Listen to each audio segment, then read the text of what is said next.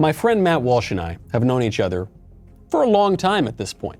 However, only recently have we moved to the same town, spent a little more time together, and so now I want to test how well we really know one another. The game, very simple. Each of us has a drink. I'll let you guess whose is whose. I think it's pretty obvious at this point. I've got the martini. Matt, you've got the beer. We're going to read a prompt and then guess how the other person would respond to that prompt. I think I got it. You think you got it. And then if you get it wrong, you got to drink. I mean, well, that's fine. That's fine. They were trying to get me to go just straight whiskey for this game. Yeah. And I thought, it's 3 o'clock in the afternoon right now, so we're going to be a little bit more. 3 o'clock in the afternoon in Nashville. Yeah, that's true. But what time is it in Dubai? I don't know. It's like in the middle of the night over there. That's a good point. So you could do that. I also feel I might be at a bit of a disadvantage because this is basically, the way I make a martini is I pour cold gin into a glass while looking at a bottle of vermouth on the other side of the room. So this is a very boozy cocktail. Well, I'm at a disadvantage because I would probably do poorly in this game with anyone because I don't know anything about anyone or pay attention to anyone because I'm a narcissist and a sociopath. So well, that's the disadvantage I'm at. Cheers to that. Shall we have a little sip just to begin? Absolutely. Okay. What, to being a narcissist and a sociopath? To being a narcissist and a sociopath. So I don't have to chug the entire thing for each wrong answer. No, that would make it interesting. All right. Yes, that would. Now, before we begin, this video is brought to you by Ring. More from Ring in just a moment. Now, without any further ado, we get to the first question. Wearing glasses makes people appear more intelligent. Oh, is Obvious that enough. so? Now what am I supposed to do? So here? you've got to guess. You're already hammered. I'm already drunk. You've had Okay. one sip of All right. beer. You have to guess how I would respond to that prompt, and I will guess how you would respond to that prompt. So, for instance, you are wearing glasses, so I think it's safe to say you would agree with that prompt. So I've moved yours to the yes part. Now you've got to move mine. Oh, do you agree with that prompt? Yes. Let's start over. Explain the whole game again. Yes. So basically, these are I'm gonna glasses say, of alcohol. Okay, yeah. So, okay, I'm gonna say you'll say no because you could wear glasses, but you don't wear glasses most of the time. You know what? Yeah. I think absolutely glasses do make you look smarter. Now, do you know why I don't wear them all the time? Why? Because when I wear the glasses, I look exactly like Rachel Maddow. And That's true. this is no joke. Ben Shapiro came up to me one time. He goes, Michael, you got to lose the glasses. I said, what are you talking about? He said, conservatives don't wear the glasses.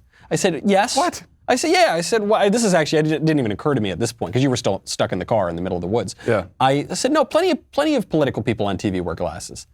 He said, who? I said, Rachel Maddow, Lawrence O'Donnell, Chris Matthews, Chris Hayes. There was all the libs. I couldn't name a single conservative on TV. You might be the one exception. Only the libs wear glasses. I never thought of it Only like that. the libs, because we can see so clearly ourselves. Well, so that means I got it wrong. You got it wrong. You have to drink. I'll drink in solidarity. Okay. All right. Do You gotta reset over here. you have context? Oh yeah, I can barely see. Everything's blurry, but I just want to look like a conservative, so I just throw them out. I don't care. That's fine. I drive like a maniac. Ben Shapiro likes me more. Me as in me. But it could be Just to clarify, right? Because we're talking about me. no. But it's how would I? So are we each talking about ourselves? Is the me relating to both of us? You are going to answer whether I think that Ben likes me more than you. Then why didn't the card just say Michael? Well, because then I'm going to answer if you think that Ben likes you more than me. I quit. I'm done. Yes. So I'm going to say you think that Ben likes you more than me. Yes. And then you got to. Do I think that Ben likes me more than you?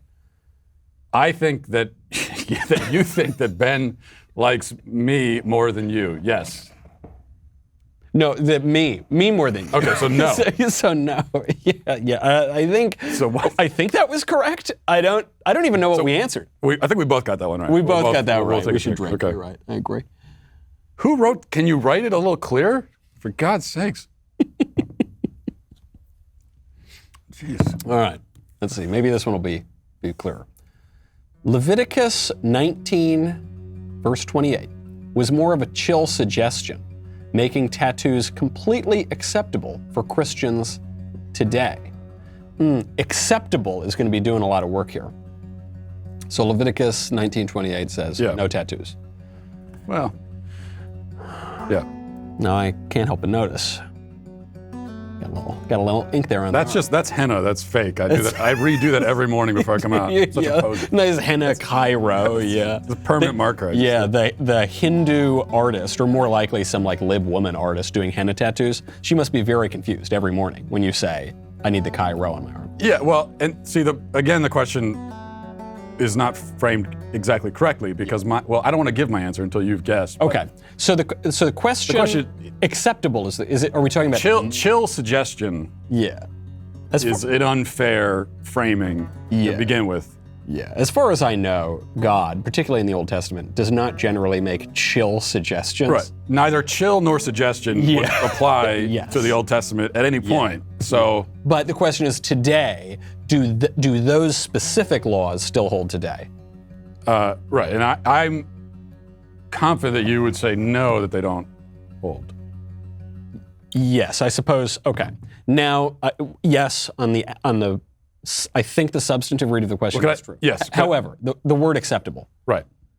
It is my opinion that the only people who should have tattoos are convicts and sailors. Now, not body shame me, first of all. How dare you? I will say, you've got a kind of burly demeanor. You can pull, and it's a strange tattoo because it's an ancient Christian symbol. Like is that what it is? I don't know if you know I thought it was Japanese for water. I was going for RX like prescription, and I forgot that. You got to go back. I'm just a big fan of Tylenol. Yes. Okay. So we both got that right. So I guess we should drink. Are those the rules? By the way, I totally respect the view of hating tattoos. Yeah. And I should be a guy who hates them, so it's very confusing for people. Yes. But in terms of the Old Testament argument, I find it absurd. Clearly, those are not those are ceremonial Jewish laws that don't. And there is a difference between moral laws, ceremonial laws. This is sometimes people get tripped up on this, but there are. And especially tattoos in that context would have been pagan symbolism. Yeah. Right, but also if you get the little like the Japanese for water, like the 20-year-old white girls do, that is immoral. That is a damnable offense. I will agree with you there. Yes. Okay. Okay. I would rather be stuck in an elevator with a bleeding heart, burning bro communist than a libertarian who thinks we can all get along if people just let you do you. Okay, now it's your answer to this. Rather be stuck with the burning bro than a libertarian. All right, I'm just going to go for it. I'm going to say yes, you would rather be stuck with the burning bro. Oh, I misunderstood the question. You would rather be stuck. Yes, okay, I'm switching my. Yes, I think yes. You would rather be stuck with the Bernie bro than the libertarian. And I certainly would rather be stuck with the Bernie bro. We're on the same page. Yes, there's no question. Libertarians probably annoy me more than any other humans on earth at this point in my. Yes, it is. In college, we used to sing a song. This is not a joke. We'd sing, "God wrought ye libertarians, ye fill me with dismay. Your anarchistic tendencies, I forget. I was usually even a little more lubricated when I was singing it in college. But the point is, libertarianism, super lame. Yeah. Okay. Agreed. Let's see. So now I'm up.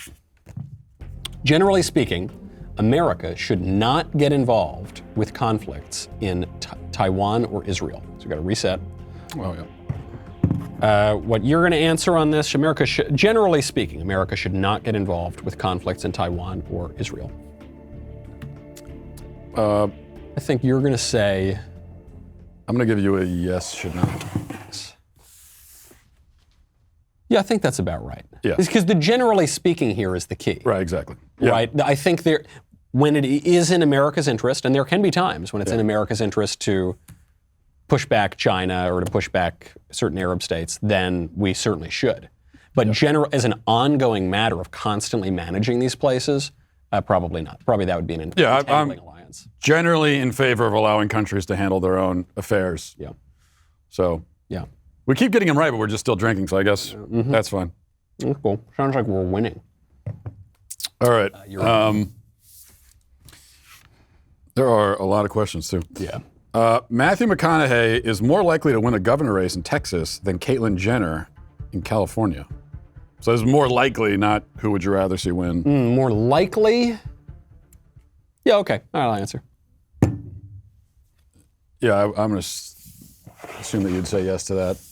Totally. Yeah. I mean, I know that right now it's fashionable for conservatives to say that, Democrats are the real transphobes or whatever, but Caitlyn's not going to win, right? And I don't think so. He is polling at like at 2%. Wow. He's polling at, so conservatives are buying into the left's, basically giving up on reality for the sake of this trans candidate who's not even going to win. Wait. So I thought when you said he, I assumed you were referring to Matthew McConaughey. Oh, yeah, sorry. Just to clarify. You were calling Bruce Jenner, the guy in the Wheaties box, a he? Caitlyn Jenner. Kate, I'm sorry. I'll respect the name. I've long respected the name. I'm getting to the point where I don't know that I will. Because here's why. Yeah, you can change your name, whatever. Prince can become a symbol, right? And he's the artist who only knows Prince. But Caitlyn is a woman's name. I don't think that a dude should go by Caitlyn. I agree with you there. Yeah. But a name actually is a social construct. So, like that is a social. It's something we come up with. It is a symbol to represent a person. Yeah. That's right. It's an arbitrary symbol, so it could be anything. Maybe it's as long as you've changed it. If you change it legally, then that's your name. I don't know. I think I might be more of a theocratic fascist than you are in this case. Now I got to recalibrate my position. Yes, because here's what I think. Names. I have to scramble to get to the right of you on this. No one gets names anymore. It should be right. Yes, it's illegal to have a name. Yeah. Because I think it's a symbol, right? They're symbols, but you get a name at birth, right? It's your Christian name, we say. Yeah. I don't think you should be able to change it. And also, by the way, if we can call men Caitlyn, then Johnny Cash's song, A Boy Named Sue, is no longer, it was never funny, but it's no longer even ostensibly funny. We have destroyed that song. Yeah. Yeah. I don't agree with what you're saying, but I don't want to be in the position of arguing the liberal side of it. Right. So I'm just going to move on from that. Fair enough. Am I up now? Mm-hmm. Yeah, okay. I have confidence that the 2022 midterms will bring a relative red wave.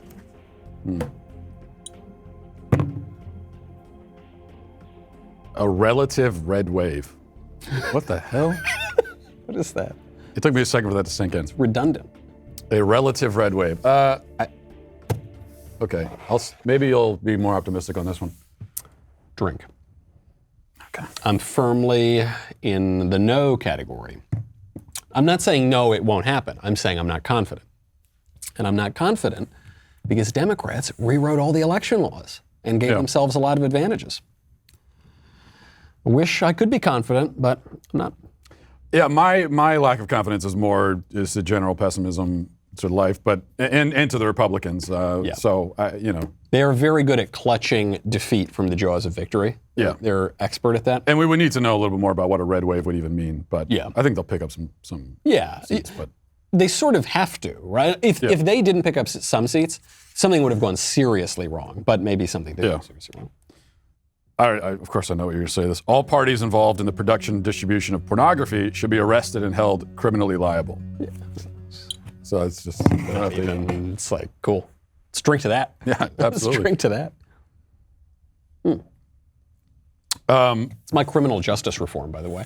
Yeah, that's my first step act. First step to recovering a sense of true liberty. Yeah. I'm a little bit of optimism there. It seems to me that there's a growing sense on the right to treat pornography in this way. Because 5-6 years ago, even when this first subject really came up, it was like a few years ago when we were talking about it, and the backlash from the right was intense. Well, just from like the boomer libertarian right. Yeah. They were like, what? Yeah. Porn's awesome.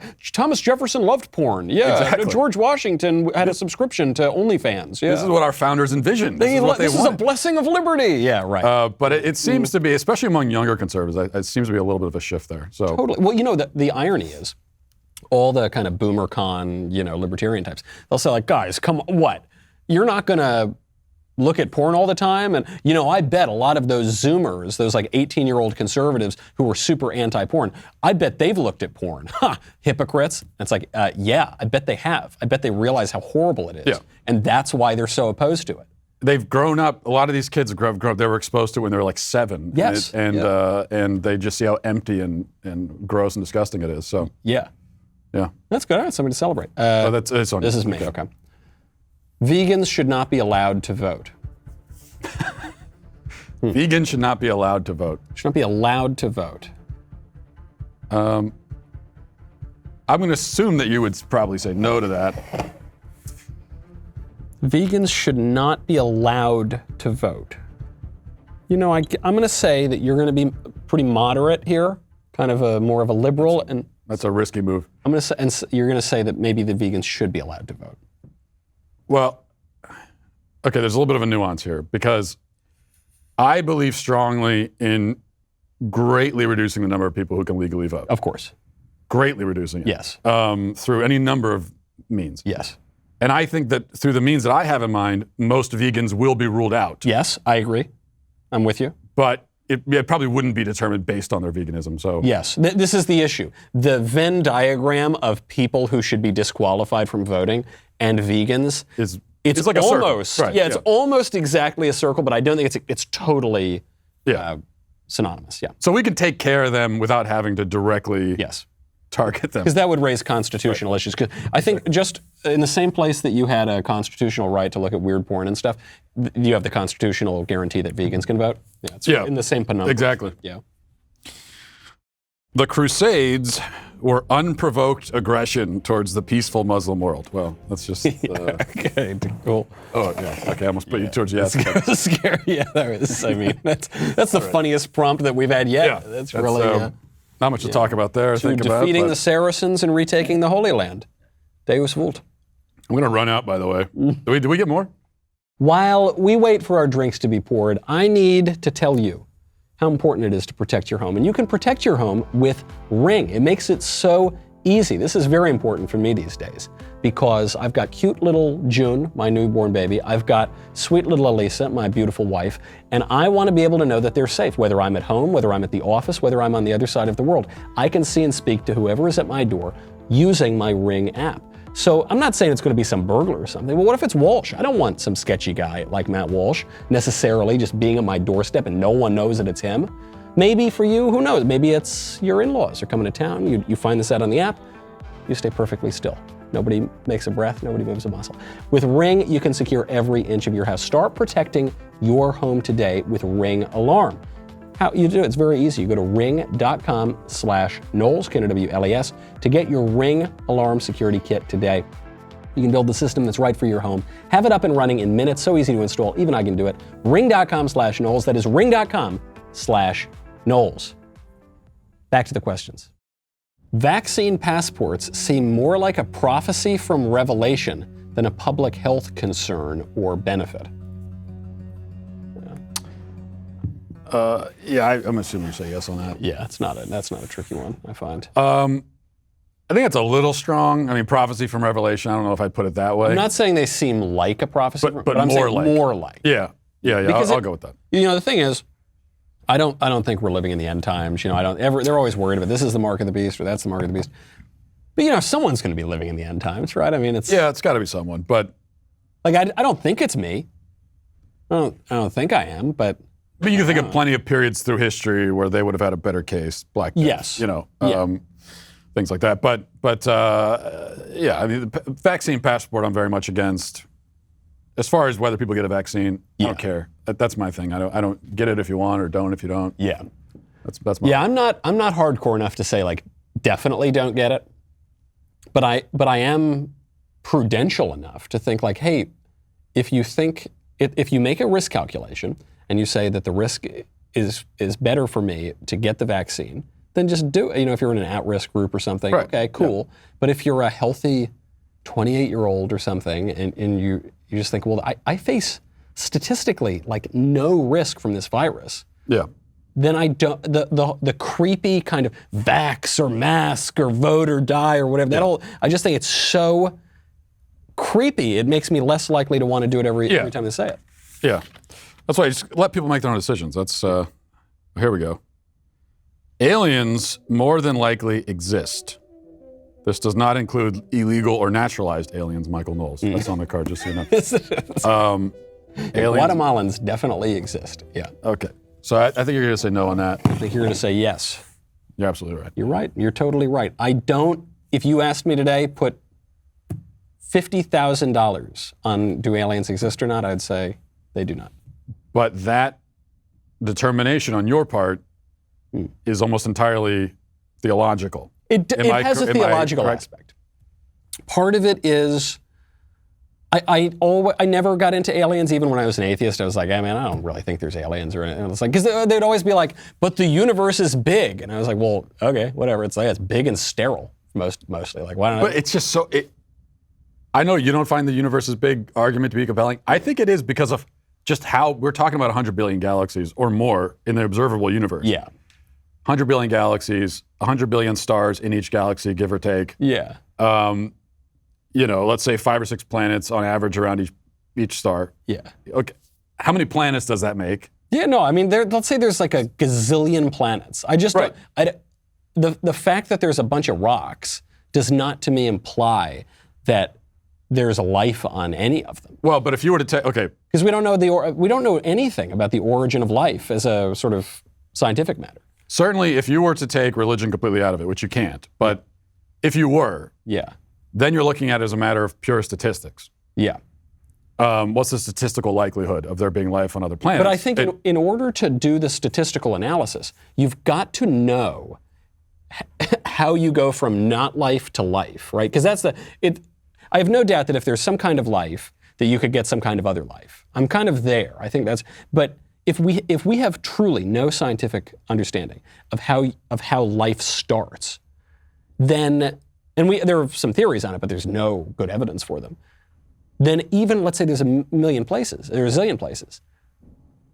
What do the statistics matter if we don't know that fundamental process? Well, that's what I'm saying. If you were to take religion out of it, and you're saying even as an atheist you have this view, so then it's a matter of, I guess, a planet is like a chemistry set, and a bunch of chemicals are being mixed randomly, and then that's how you start life. That's the hypothesis, I guess. Right. Well, if you take religion out of it, that's what it has to be. It has to be something like that. So then it's just a matter of if you have enough of those chemistry sets going at the same time, it's just likely, a certain number of them are going to land, the die is going to be cast. This is very interesting. So what you're saying is, absent the existence of God. Right.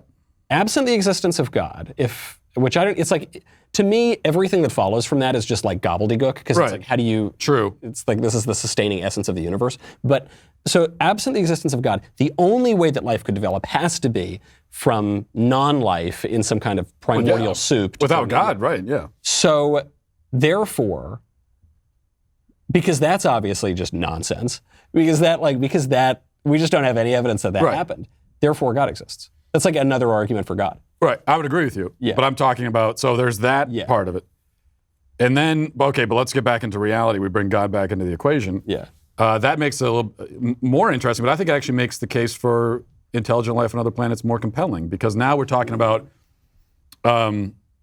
whereas without God, all these planets exist for really no purpose. They just happen to be there, including our own. Yeah. Now all these planets there's a reason all those planets are there. God intentionally created every single one of them. So if there are a gazillion planets, right, there are a gazillion planets in the universe, God individually made every single one of them for a reason. Yeah. And so it just becomes harder for me to understand. Now C.S. Lewis was open to aliens, right? So there are plenty of prominent Christians who are open to aliens. However, does this not raise the problem of monogenism? Monogenism, the fancy term for the idea that we all descend from a common ancestor. Yeah. And this is very important to make sense of original sin, broken human nature, human solidarity, human dignity, all the way down to why racism is bad, right? Racism is bad because we're all part of the same family and on the same line. If we aren't, then it raises issues of even what a human being is. So do the aliens not raise a problem of the Adam and Eve of it all? Yeah, and now we're drinking and we're talking about this. I'm worried that I'm going to venture into heresy, but so I'll try. I will drink more. Yeah. Yeah, but I think that I like C.S. Lewis's thoughts on this, and I don't know exactly how this works with salvation history, but first of all, the fact that I can't figure out how to work it within the theological framework that I understand doesn't... That is definitive that it's not possible. Right. Well, right, exactly. But it's not actually definitive, so that's the point. But also, maybe this is why the universe is so vast and there's so much space in between all these different planets, because God does not actually want these different races of intelligent beings intermingling because they're at different places in their salvation journey. It would seem to me that assuming that the Trinity is true, sort of the central mystery of Christianity, then you have the second person of the Blessed Trinity is Christ, as the Logos of the universe, incarnate, dies once on the cross to redeem mankind and redeem the fallen world. Okay. So it would seem difficult for me to understand how there's another sort of salvation on some other planet with the second person of the Trinity who dies once for all. So that would seem very hard. So then it would seem to imply that the other creatures are not fallen. That's possible, yeah. So that could be possible. C.S. Lewis, speculated about that. Yeah. And that goes back to why our nearest solar system is 4 light years away, which is 25 trillion miles. So, and that's our next door neighbor. That's like a hop, skip, and a jump away in galactic terms. So, and that's close. So why is there so much space in between each? Maybe it's because of this problem of you can't have a fallen race interacting with a non-fallen race. Because the interesting thing there then is that like the fallen race now becomes sort of like the snake in the Garden of Eden, playing that role. And right. So maybe that's the reason why. I mean, it's all speculation, but for me, it just comes down to the universe is very big. There's lots of planets in it. They serve some sort of purpose. And we are a bunch of snakes. We are. So. Well, I at least know a bunch of snakes here, and especially in politics. Yeah. Okay, that's good. Am I up? You're up. I think so. I don't know. We talked about that for 45 minutes. Okay. Oh, man. I know the names of more than half of the people who work here. So now we're answering for this. So definitely for you, that's like not even a question. Of more than half. I don't know. We hire like 27 people an hour here. Yeah, it's hard to keep up. I'm going to say for you also. Well, I wouldn't put it past you to know everyone's name in this whole damn building. But I'm going to say no. You know what the trick is here? Because I think, I actually don't know the answer to this, because we hire, however, like a dozen people a day. But the real trick is, like, oh, hey, buddy. Hey, pal.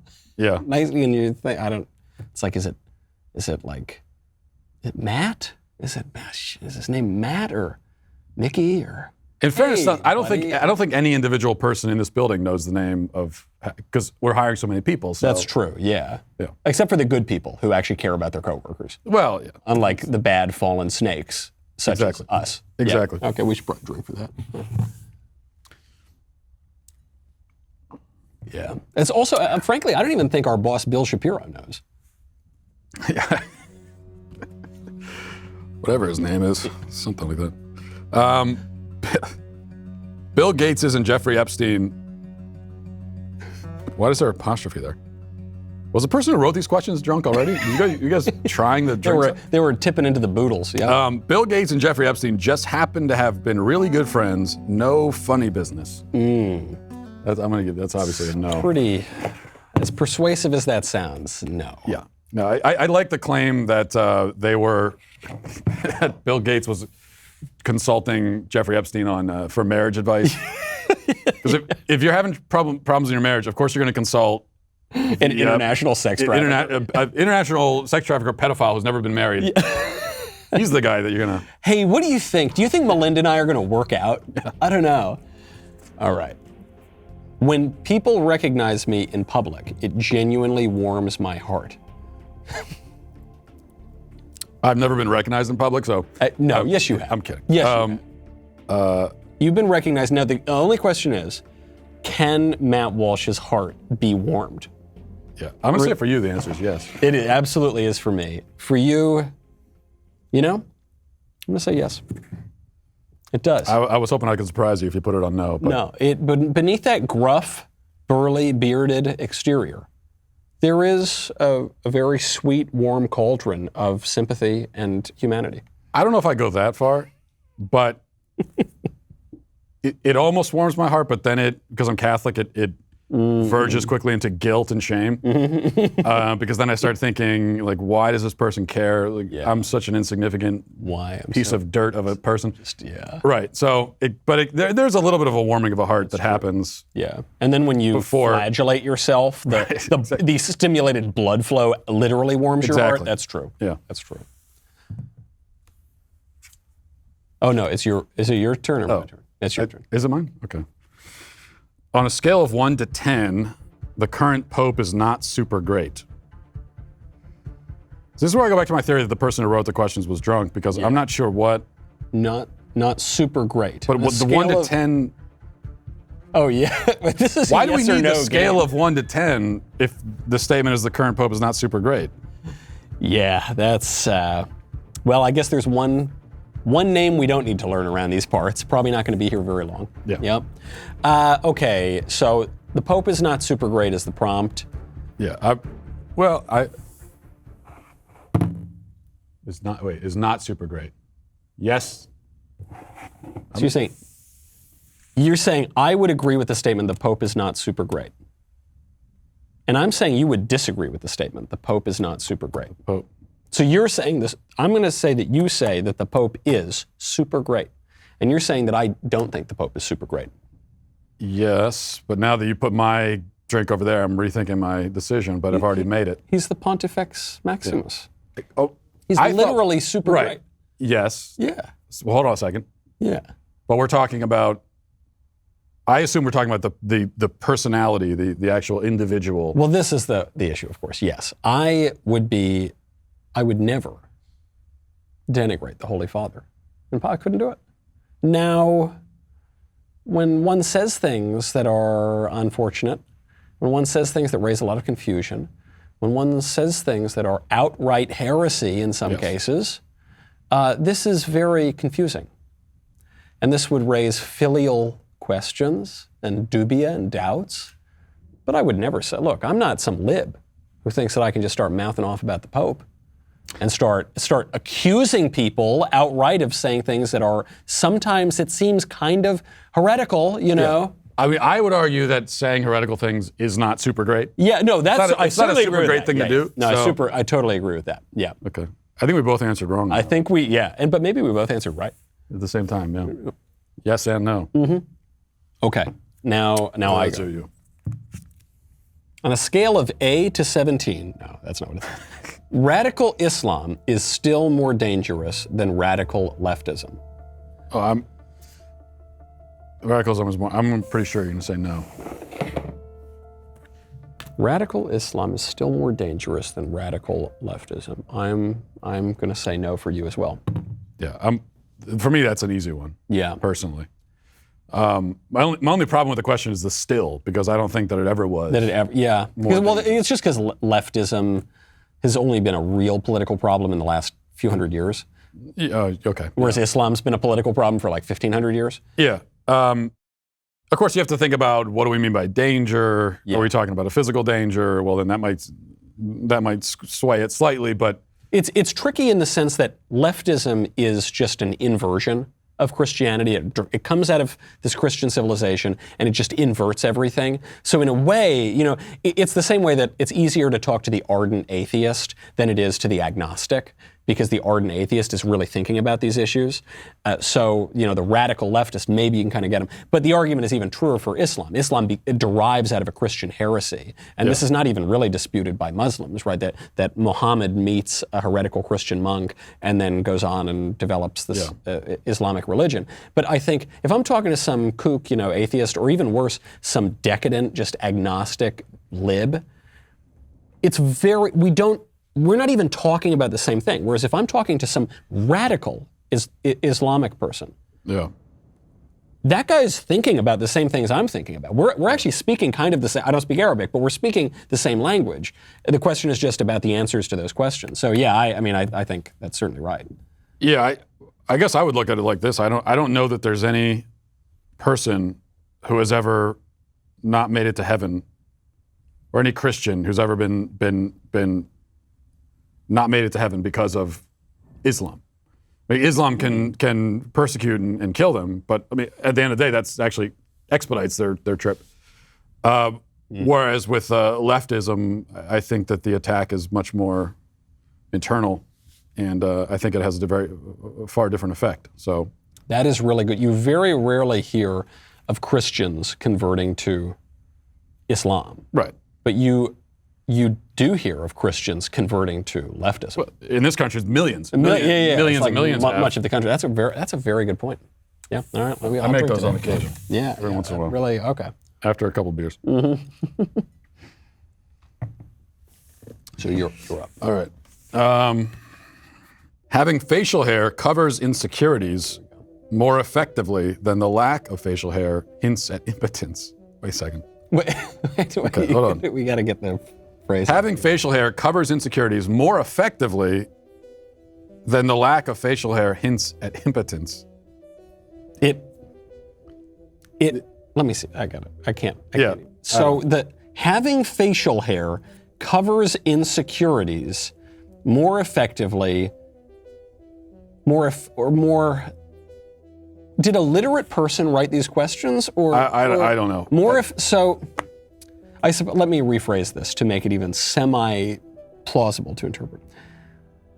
Facial hair, having facial hair, is aimed more at covering insecurities than the lack of facial hair suggests or implies impotence. That doesn't clarify it for me, but Yeah. Okay.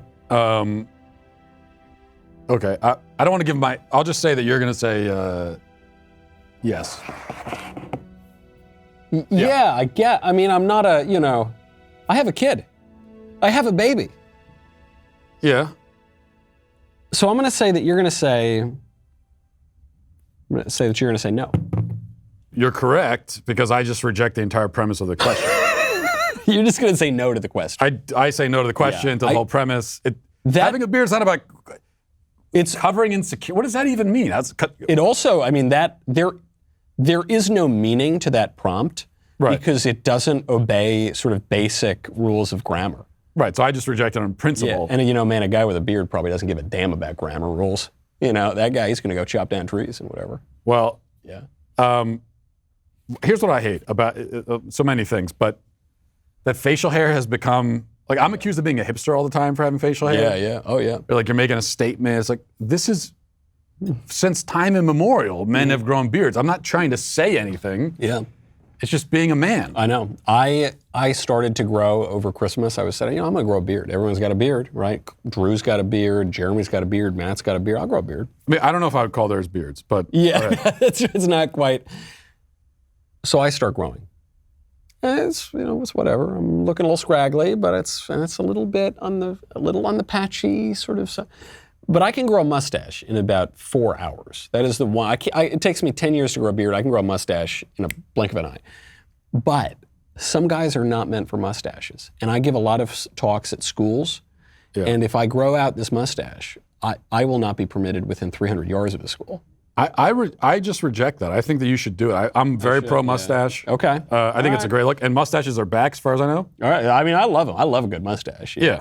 And you could probably get the whole, because you got to go the whole. Oh, yeah, and I do. Monty. I can get it. Mine's like a slug.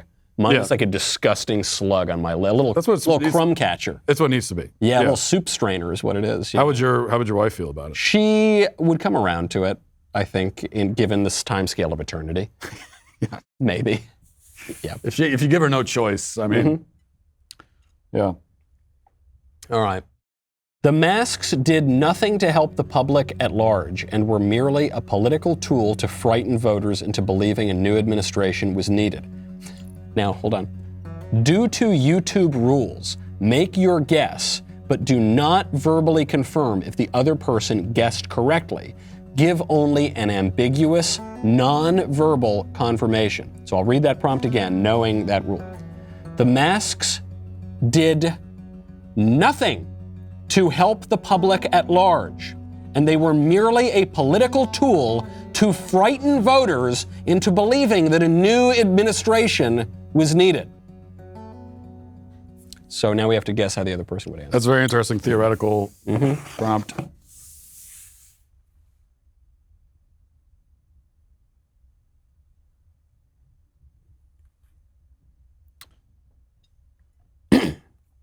Well, You're up. Yeah. Race hustlers who intentionally mislead and stir up riots should be held criminally responsible if violence breaks out. Yeah. Clearly.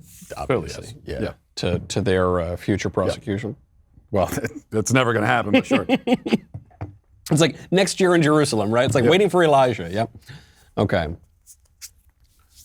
We should go back to spreading our original American ideals to other countries and involving ourselves in their business if they are not preserving freedom and democracy. I guess I kind of tipped my hand on that one. Yeah. No. No, I have zero interest. I don't have any interest in spreading democracy here. So what I want democracy, I don't even want it here. It's also the idea of democracy, or the idea of freedom. I don't like those things floating around in outer space. Yeah. I like the real, enacted, enfleshed, lived experience of those things. I love the American tradition of freedom. Oh yeah, I'll get into that. The American government and system, yeah, traditional one. I'll get into that. But it's like that meme, it's like mud democracy or like muh freedom. No, I don't want that I don't want that floating in the abstract. But the also, real stuff. Also the idea that democracy is this universally great thing that works for everyone in every culture, everywhere in the world throughout time and history is absurd, obviously. It's also the idea that the cycle of regimes is not a fact of the political world, and the idea that democracy is the only, in any case, legitimate form of government does raise this observation, which is the kingdom of God, not a democracy.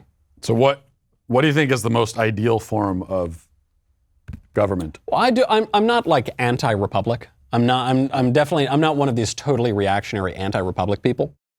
But I think there are perfectly legitimate monarchies, and I think there's quite a lot about a monarchy, certainly a constitutional monarchy, that gives itself credit.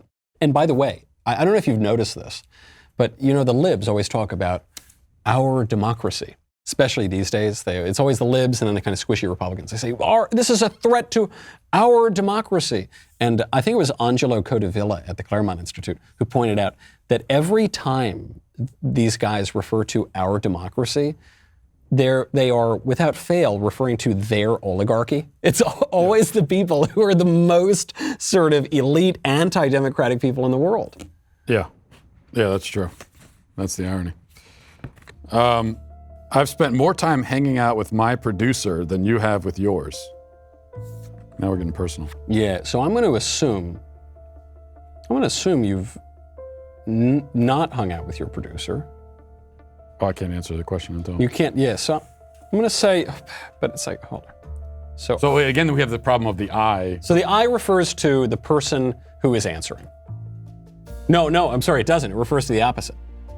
I'm trying to answer if you would say, I've hung out with my producer more than you, Michael, have hung out with yours.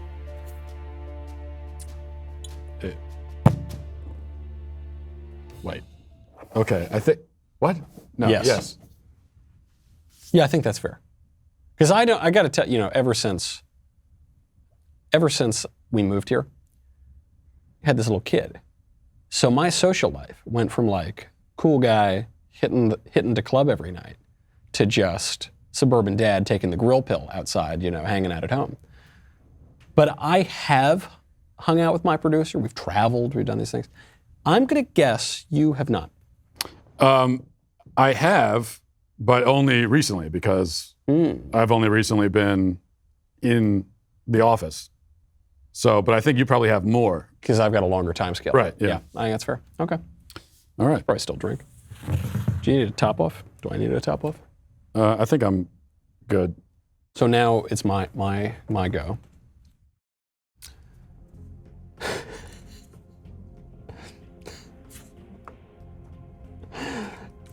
Reading The Church of Cowards left me speechless. Sure. Yeah, why not? Let's just go with That's great. Little book plug from... Speechless.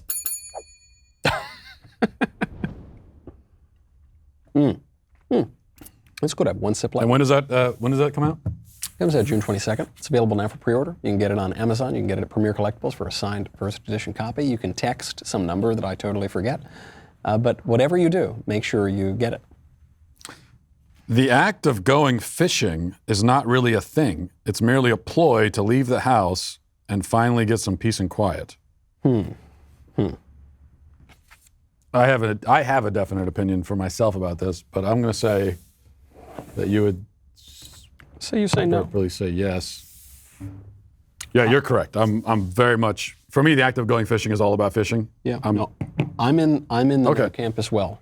I've just recently. I occasionally gone fishing as a kid. I recently went fly fishing in Utah. Yeah. It's a transcendent experience. It is. It really is. It's great. Yeah. I did not know that. It's weird because if you said to someone, "Hey, you're going to put on boots, sort of silly boots, and stand in cold water, and just stand for like 5 hours, and that's going to be very beautiful and fun," you would not anticipate that to be true. What I like about fishing, and I've been an avid angler, as we call ourselves in the business. Yeah.